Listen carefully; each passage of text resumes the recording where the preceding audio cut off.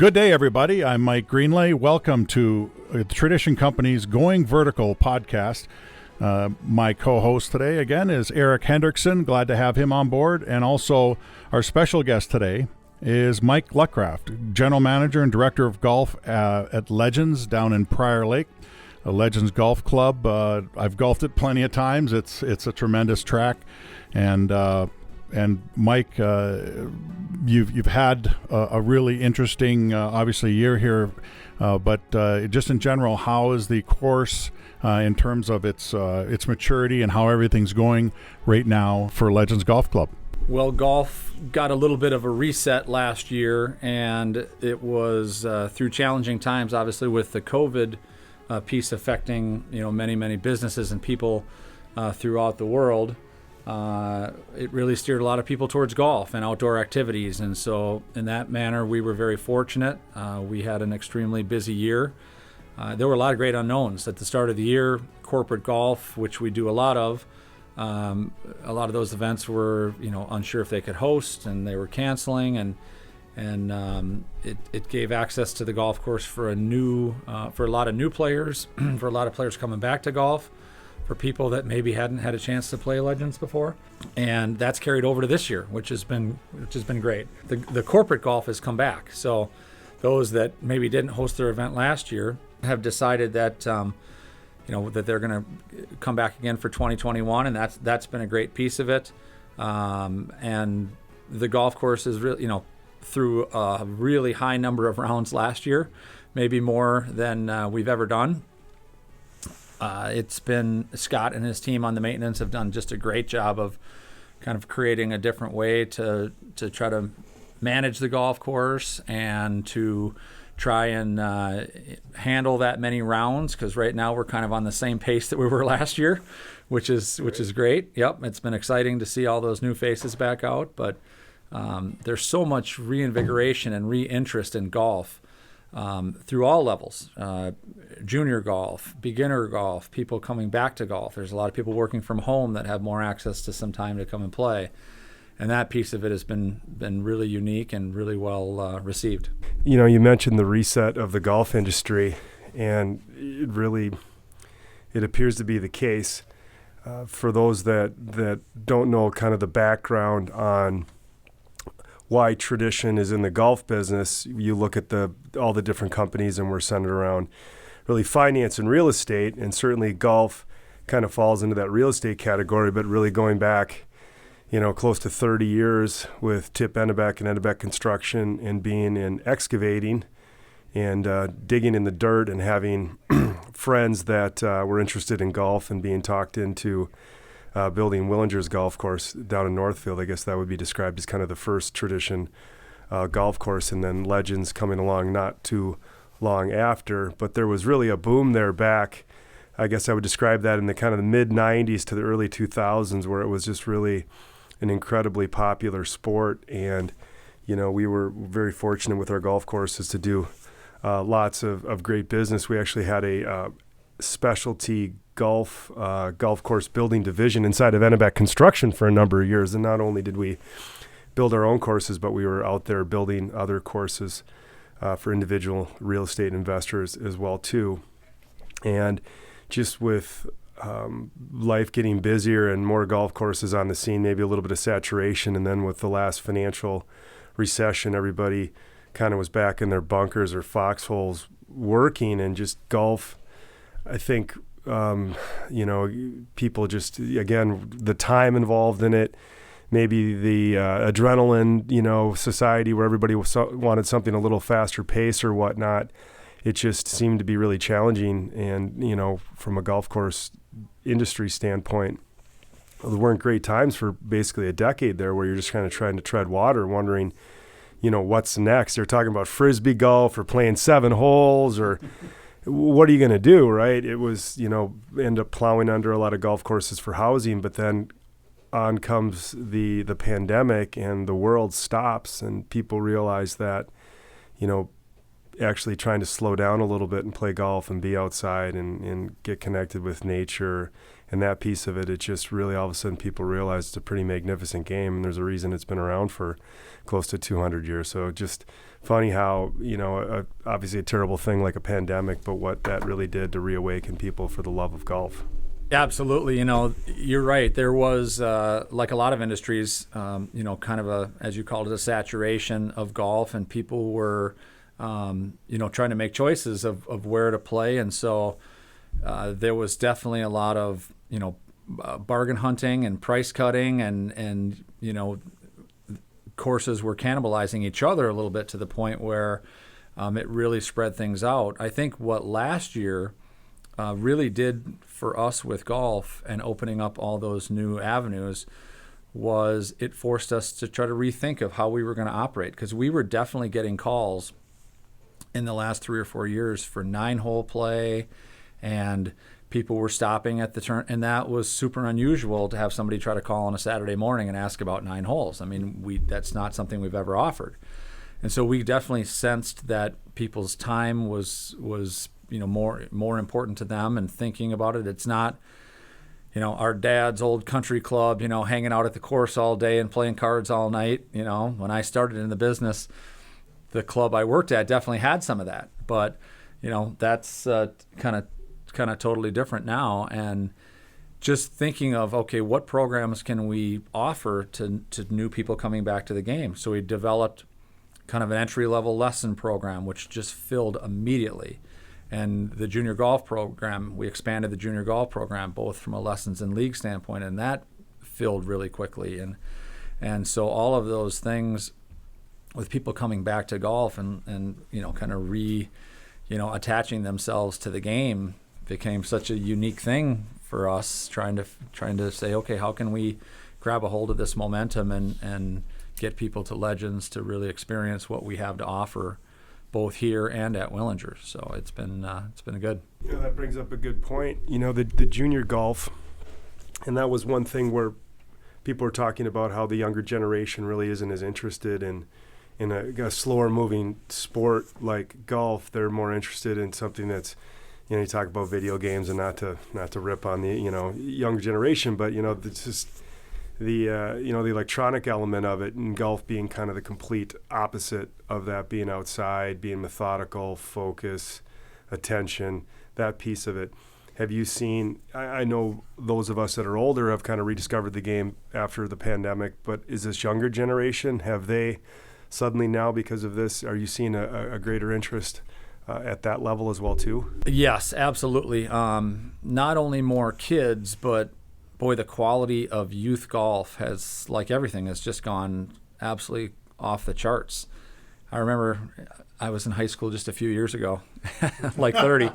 But I remember if you could break 80 in high school, you could play on the varsity team. And now a lot of these kids are, averaging something around par, or, in the 60s. It's incredible. Yeah, how much better they are, and more, they've been training longer and training harder. And we're not only seeing that element of it where kids are really dialing in and focusing longer on golf, but we're seeing that that's bringing other players out and bringing both young people, boys and girls, young men and young women out to the game. And that's been a really great part of it, getting them involved and interested, because it just carries forward. We've always felt like if you start when you're young, you can play at any time, but if you start when you're young, you certainly develop a little bit of that muscle memory at an earlier age, and it's easier to pick up. Well, selfishly, as golf course owners, getting those long-term clients, that was kind of the fear is the people that were playing tons of rounds of golf in the 90s and early 2000s, and they're in their 40s and 50s. As you get into your 60s, 70s, and 80s, you're just not able to play as much golf. So you're kind of losing that generation of golfers. So to be able to use an excavating term to backfill backfill in with this younger generation now and have them fall in love with the game. Honestly, as golf course owners, this is absolutely essential to our long-term success. Mike, that kind of brings me to, I mean, we've all golfed the courses where they have, a trailer and 18 holes. You come in, you pay your money, and you golf your 18 holes and you go home. This is, of course, a much different facility than that. This is a golf facility, but it also has many other amenities, and like you said to yourself, to be able to bring different programs, whether it's junior golf or beginner golf or other types of programs. But you guys have so much more here at Legends, and can you just kind of outline a lot of the details? Obviously, with the driving range facility and the different patios and the dining, and you guys have multi-layered amenities. Can you kind of go through those? Yeah, absolutely. And again, part of what's happened the last couple of years and people wanting to be outside a little bit more, and which is a great element here at the Legends Club. The driving range, we've seen just incredible growth. We're talking about timing, people maybe not having the full 4 hours to go and play, but having 30 or 40 minutes to use the range. So we've really seen expanded use of the driving range for all levels of players, beginners through our low handicap players, both hitting practice balls, using our short game area, or working with the putting green. So we made a focus this past winter on how do we expand kind of the outside dining and make that a piece that people specifically came to. So we've expanded some seating down at the lower terrace area with some high top, some granite high top countertop seating, and some new patio furniture, which is really nice, and added some lighting out there. We've added some music so that can be played all the time, just to kind of create a different environment where people are sitting outside. And although we have a little bit of a shorter summer, Minnesotans love outside, the outside weather. And so we're getting high volume on the upper terrace patio, our fire pits area, and our lower terrace as a really popular dining and spot to come and hang out. One thing I want to mention, Mike, is both you and I grew up down in this area. We're both Burnsville high school graduates. And one thing that I've really appreciated with Legends Club is that it's a destination spot. People talk about, do you want to go out to eat at a golf course clubhouse, or are you going to go out for the night and listen to music? Most people would think of, your old school clubhouses, low ceilings, kind of no atmosphere. But here, what I love is the clubhouse stands on its own as really a restaurant facility. You have so many people from around the South Metro area. When they want to go have a nice dinner or spend a nice night out, they think of Legends Club, and they're not even thinking about golf. They're thinking about a place where they go where it's just a really nice, great atmosphere. And I think that's what really separates Legends Club from many other courses that I can think of really in the Twin Cities, is that it's a destination spot for fine dining that serves the community and people that have never owned a golf club in their entire life. Yeah, we certainly see a lot of repeat customer to our restaurant that are literally have never golfed before or golf very limited amount. It's a great balance between golfers that come and have that full experience where they're coming to play 18 holes of golf and then have a plan to go in the restaurant afterwards, versus a lot of courses where they might be making that decision where to go as they come up the 18th hole. They've already got that pre-planned and making a reservation.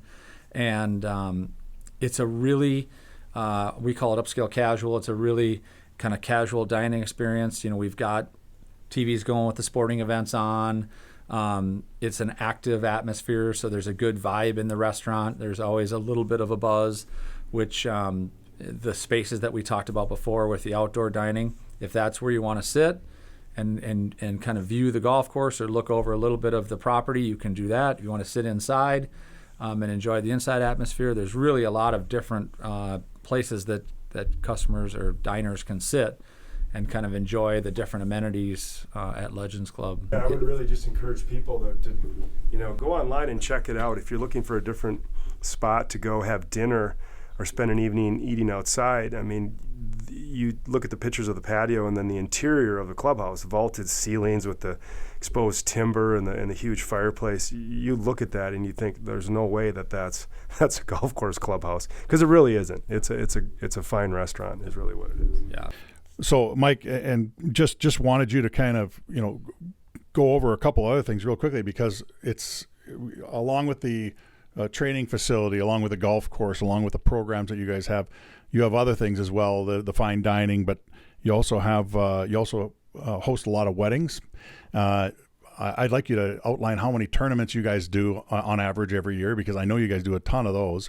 And there's also the simulation golf that you mostly have in the wintertime, obviously, but still, that's still available. So you guys obviously are doing a lot more things, fairly diverse here. Yeah, we've really become a 12-month, not only golf and dining operation. We put the golf simulators in the fall of 2017, so it's been just over 4 years. And that has been a great, not only addition to people continuing to come to Legends for 12 months, but it's really assisted the dining. Through years of trying different programs with the dining room, having people come out for the simulator has kept a refocus on people coming in and experiencing the great the dining room and utilizing that space as well. Yeah, the wedding piece has come back this year. So again, last year, I think we had 29 on the books and ended up doing 2. So people got married looking for reception sites this year. So that is really a nice element for us, is we've got a really unique space to host family reunions and gatherings and weddings. It has a private entrance. It's got its own kind of bar, restaurant area, so it can be separated from the dining. You don't have a lot of crossover between the two areas, and it's really a nice space. And then corporate golf, we've always had a strong focus on corporate golf. Mondays and Tuesdays are pretty typical from Memorial Day to Labor Day, and we do about 40 events each year. So it's all those Mondays and Tuesdays, and that's you mentioned a treat before. A lot of these companies will come out and entertain their guests for the day. It'll be a full 144-player shotgun, and whether they want to sit outside when they're done or come inside, I think what we offer, which is unique for other courses, is great driving range, GPS on the golf cars, a great dining experience afterwards. So you really get that full package when you come to Legends for the day to host your corporate outing, and it's really impressive to your guests, not only the quality and condition of the golf course, but all the other small amenities that become part of that package of having a corporate golf event at Legends. I did want to touch on one thing, and it's just a quick question, because courses are always through some level of maturity. Where does, in your estimation, where does Legends fall in terms of its maturity? We're on year 20, so the golf course opened on July 12th, 2001. So we're coming up physically on this 20-year anniversary event that we've got coming up.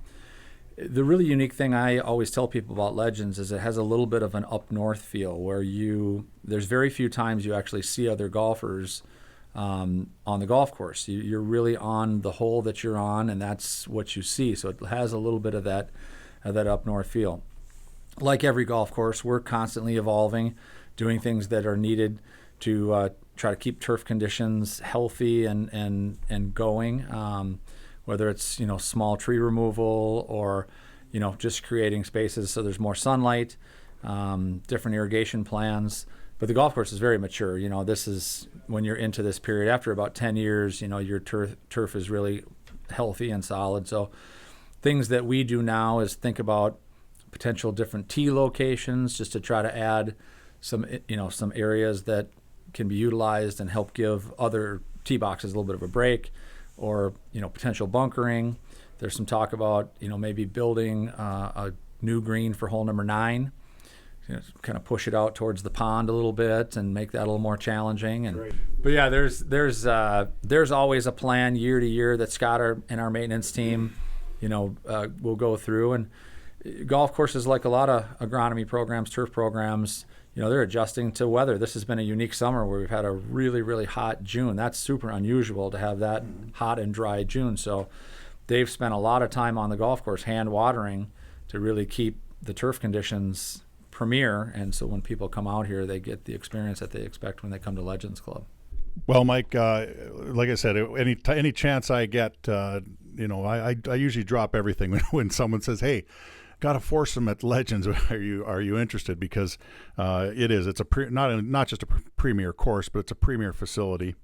And the tournaments here that you guys have are always tremendous. Just the layout, the space, the way your whole crew seems to handle. They have obviously done plenty of them because you get here early enough in the morning, you can just see it's fluid.